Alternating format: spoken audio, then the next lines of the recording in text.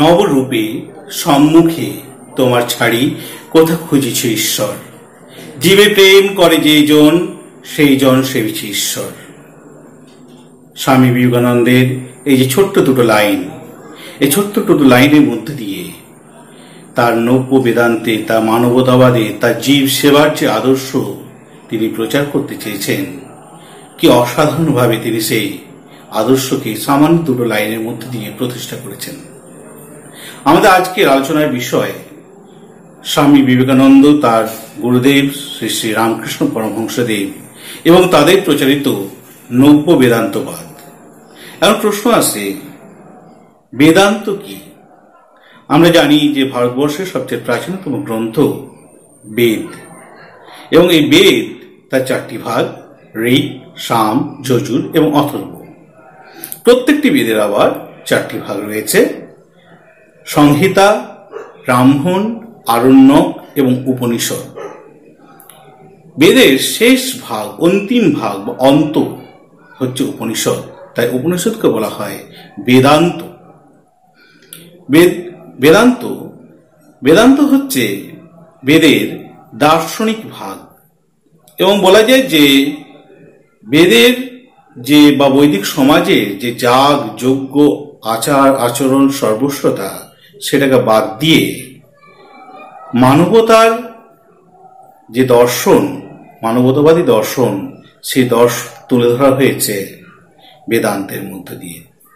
এবং আধুনিক যুগে হিন্দু ধর্মকে নবরূপে সংস্কার করতে গিয়ে, পুনঃপ্রতিষ্ঠিত করতে গিয়ে রামকৃষ্ণ পরমহংসদেব এবং তার যোগ্যতম শিষ্য স্বামী বিবেকানন্দ এই বেদান্তেরই প্রকৃষ্ট রূপকে প্রতিষ্ঠা করতে চেয়েছেন। তাই তাদের যে আদর্শ, তাদের যে দর্শন, সেটিকে বলা হচ্ছে নব্য বেদান্ত। আমরা যে সময়ের কথা আলোচনা করছি, অর্থাৎ ঊনবিংশ শতাব্দীর কথা, যে সময় বাংলা এবং ভারতবর্ষ জুড়ে এক আলোড়ন সৃষ্টি হয়েছে, নবজাগরণের আলোড়ন, পুনর্জাগরণের আলোড়ন, সেই সময় ধর্ম, বিশেষ করে হিন্দু ধর্মের কথা বলছি, হিন্দু ধর্মকে ঘিরেও এক উথাল পাতাল অবস্থার সৃষ্টি হয়েছিল। বিভিন্ন গোষ্ঠী ছিল। একদিকে ছিল রক্ষণশীল দল, যারা চিরাচরিত রীতি নীতি, প্রথা, আচার আচরণ এগুলোকে আঁকড়ে ধরে বাঁচতে চেয়েছিল। তারা কোনো রকম সংস্কারের বিরোধী ছিল। অন্যদিকে ছিল ইয়ং বেঙ্গলের মতো দল, ডিরোজিওর প্রতিষ্ঠিত ইয়ং বেঙ্গল, যার সদস্যরা হিন্দু ধর্মের সমস্ত কিছুকে, সমস্ত রীতি নীতি রেওয়াজ, সমস্ত কিছুকে তারা ছুঁড়ে ফেলতে চেয়েছিল। তাদের কাছে হিন্দু ধর্ম মানেই ছিল একটা বস্তা বোঝা ধারণা, যার কোনো গ্রহণযোগ্যতা বর্তমান যুগে নেই। আবার আরেক দিকে ছিল ব্রাহ্ম সমাজ আন্দোলন। ব্রাহ্ম সমাজ আন্দোলনের যারা সদস্য ছিলেন, তারা পাশ্চাত্য শিক্ষায় শিক্ষিত মানুষ, এবং তারা যুক্তিবাদ আলোকে, পাশ্চাত্য দর্শন আলোকে হিন্দু ধর্মকে বিচার করতে চেয়েছিলেন। এই সমস্ত কিছুর ছাড়িয়ে, সমস্ত কিছুকে ছাড়িয়ে শ্রী শ্রী রামকৃষ্ণ পরমহংসদেব তিনি একটা সমন্বয়বাদী আদর্শকে প্রতিষ্ঠা করতে চাইলেন। তিনি চাইলেন এই যে যুক্তিবাদ বা যুক্তিবাদী মানসিকতা এবং রক্ষণশীল মানসিকতা, এই দুইয়ের মধ্যে একটা সমন্বয় সৃষ্টি করতে। এবং তার সেই সমন্বয়বাদী আদর্শে আমরা দেখতে পাই এই নব্য বেদান্তের মধ্য দিয়ে। তিনি চাইলেন যে মানুষ সেবা, জীব সেবায় হোক মানুষের প্রকৃত ধর্ম। তিনি বললেন, যত মত তত পথ। তিনি বললেন, বেদ অভ্রান্ত কি ভ্রান্ত, ঈশ্বর সাকার কি নিরাকার, মূর্তি পূজা করা উচিত কি নিরীশ্বর ব্রহ্মের পূজা করা উচিত, এসবের কোনো গুরুত্ব তার কাছে নেই। তিনি বললেন, যত ধরনের মত রয়েছে, যতগুলি ধর্মীয় মত রয়েছে, প্রত্যেক মতেরই এক এবং একমাত্র লক্ষ্য হচ্ছে পরম ঈশ্বরে বিলীন হয়ে যাওয়া। প্রত্যেক ধর্মের মূল লক্ষ্য হচ্ছে আত্মার চূড়ান্ত মুক্তি। সুতরাং আমরা যে মতই অবলম্বন করি না কেন, আমাদের লক্ষ্য এক, এবং সেই এক লক্ষ্যের কথা তিনি বললেন। সেই সমস্ত মতকে একটা সমন্বয় সৃষ্টি করার কথা তিনি বললেন, তার এই সমন্বয়বাদী মানবতাবাদী দৃষ্টিভঙ্গির মধ্য দিয়ে। রামকৃষ্ণ পরমহংসদেব হিন্দু ধর্মের যে প্রচলিত রূপ, সেই রূপের পরিবর্তনের কথা বলেননি। তিনি সেই প্রচলিত হিন্দু ধর্মকে সংস্কারের কথা বললেন। তিনি সহজ গল্পের মধ্যে দিয়ে বোঝালেন যে আমরা একটা বাড়িতে থাকি, কালক্রমে কি হয়, সে বাড়ি জীর্ণ অবস্থা প্রাপ্ত হয়, সে বাড়িতে ভাঙন ধরে, ফাটল ধরে, নোংরা হয়, কিন্তু আমরা সে বাড়ি ত্যাগ করে দিই না। আমরা কি করি? সে বাড়ি সংস্কার করি, আমরা সে বাড়িকে আবার মানুষের বসবাসের উপযুক্ত করে তুলি। ঠিক একইভাবে যে কোনো সমাজ, যে কোনো ধর্ম, সেগুলি সময়ের সঙ্গে সঙ্গে সেই সমস্ত ধর্মের মধ্যে, সমাজের মধ্যে নানা আচার বিচার, আচরণ, আড়ম্বর, নানা কুসংস্কার, অন্ধবিশ্বাস এগুলি সে বাসা বাঁধে। তাহলে বাড়ি যেমন আমরা সংস্কার করি, একইভাবে ধর্মকেও সংস্কার করার প্রয়োজন রয়েছে। তাই তিনি প্রচলিত ধর্মকে পরিবর্তন না করে প্রচলিত ধর্মের সংস্কারের কথা বললেন। একই সঙ্গে তিনি কথা বললেন ঈশ্বরের প্রতি অগাধ ভক্তি, ঈশ্বরের ওপর তার আত্মনিবেদনের কথা বললেন। তিনি নারী মুক্তির কথা বললেন। তার মত ছিল যতক্ষণ একটা সমাজে নারীরা মুক্ত হচ্ছে ততক্ষণ পর্যন্ত সে সমাজ এগিয়ে যেতে পারে না। তিনি ভারতীয় দর্শন, ভারতীয় আধ্যাত্মবাদ এর প্রভাবের কথা বললেন। তিনি পাশ্চাত্য শিক্ষার বিরোধী ছিলেন না, কিন্তু তিনি বিরোধিতা করেছেন পাশ্চাত্য শিক্ষার অন্ধ অনুকরণের। তার বদলে তিনি পাশ্চাত্য শিক্ষা গ্রহণের কথা যেমন বলেছেন, একই সঙ্গে তিনি বলেছেন ভারতীয় দর্শন ও ভারতীয় মানবতাবাদকে গ্রহণ করার কথা। ভারতীয় নবজাগরণের ক্ষেত্রে রামকৃষ্ণ পরমহংসদেবের স্থান কোথায় সেটা নিয়ে নানা বিতর্ক আছে, বিতর্ক থাকবে, বিতর্ক চলতেই পারে। কিন্তু তার যে মানবতাবাদী আদর্শ, তার যে সর্বধর্ম সমন্বয়ের আদর্শ, সে আদর্শ যে ভারতীয় নবজাগরণের ক্ষেত্রে, ভারতীয় জাতীয়তাবোধের ক্ষেত্রে একটা বিরাট ভূমিকা রেখেছিল, সে বিষয়ে কোনো সন্দেহ নেই। রামকৃষ্ণদেবের মৃত্যুর পর তার যোগ্যতম শিষ্য স্বামী বিবেকানন্দ, তিনি রামকৃষ্ণদেবের এই মানবতার আদর্শকে, নব্য বেদান্ত আদর্শকে এগিয়ে নিয়ে যাওয়ার শপথ নেন। সন্ন্যাস গ্রহণ করেন 1886 খ্রিস্টাব্দে এবং তারপরে তিনি বেরিয়ে পড়েন ভারতবর্ষ ভ্রমণে পরিব্রাজক হয়ে। কেন? কারণ তিনি চেয়েছিলেন যে ভারতবাসীর মুক্তির কথা তিনি চিন্তা করছেন, সেই ভারতবাসীকে ভালোভাবে চিনতে, ভালোভাবে জানতে, এবং সেখানে তিনি ভারতবাসীর ধূলি মলিন রূপটিকে খুব ভালোভাবে চিনতে পারেন। তিনি বেদান্তের আলোকে ভারতবাসীর মুক্তির কথা চিন্তা করতে থাকেন। তার এই বেদান্ত দর্শনের চূড়ান্ত যে বিকাশ সেটা আমরা লক্ষ্য করি 1893 খ্রিস্টাব্দে 11 সেপ্টেম্বর আমেরিকার শিকাগো শহরে যে ওয়ার্ল্ড রিলিজিয়ন কংগ্রেস বা সর্বধর্ম সম্মেলন বসেছিল, সেখানে তার যে বক্তৃতা, চিরস্মরণীয় বক্তৃতা, যা গোটা পৃথিবীতে আজ বিখ্যাত হয়ে আছে, সেই বক্তৃতার মধ্য দিয়ে সেখানে তিনি ভারতীয় দর্শন, ভারতীয় মানবতাবাদ, ভারতীয় বেদান্তকে পৃথিবীর সামনে তুলে ধরেন, পৃথিবীর মানুষের সঙ্গে ভারতীয় দর্শনের একটা পরিচয় ঘটান। আমরা এখন সেই বক্তৃতার কিছু অংশ শুনে নেব। Distinguished delegates to the World's Parliament of Religions, ladies and gentlemen, welcome to the afternoon session of the opening day today, the 11th of September, 1893. We now introduce you to Swami Vivekananda from India and request him to address us. Swami Vivekananda.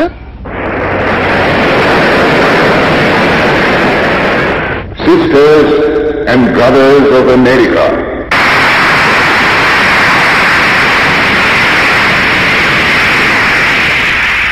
it fills my heart with joy unspeakable to rise in response to the warm and cordial welcome which you have given us. I thank you in the name of the most ancient order of monks in the world. I thank you in the name of the mother of religions, and I thank you in the name of the millions and millions of Hindu people of all classes and sects. My thanks also to some of the speakers on this platform who, referring to the delegates from the Orient, have told you that these men from far-off nations may well claim the honor of bearing to different lands the idea of toleration.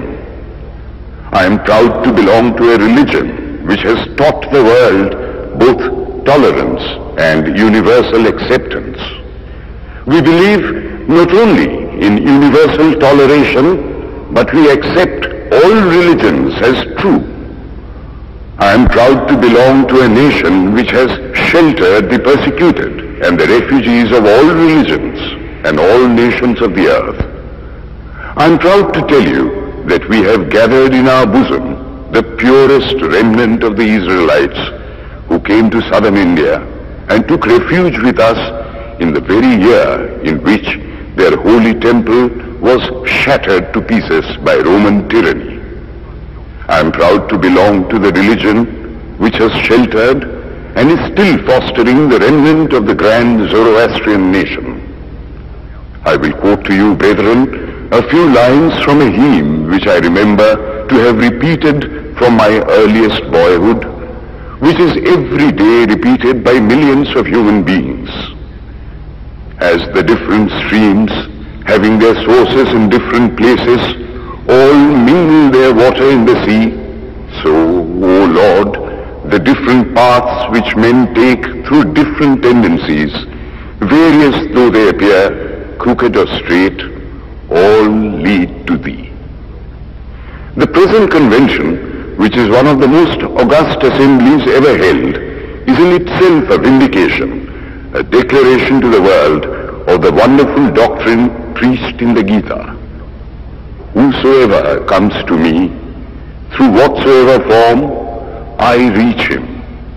All men are struggling through paths which in the end lead to me. Sectarianism, bigotry, and its horrible descendant, fanaticism, have long possessed this beautiful earth.